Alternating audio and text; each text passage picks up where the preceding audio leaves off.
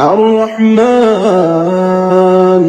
علم القرآن خلق الإنسان علمه البيان الشمس والقمر بحسبان والنجم والشجر يسجدان والسماء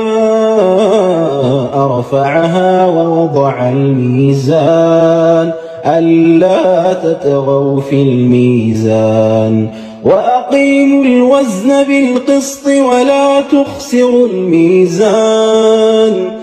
والأرض وضعها للأنام فيها فاكهة والنخل ذات الأكمام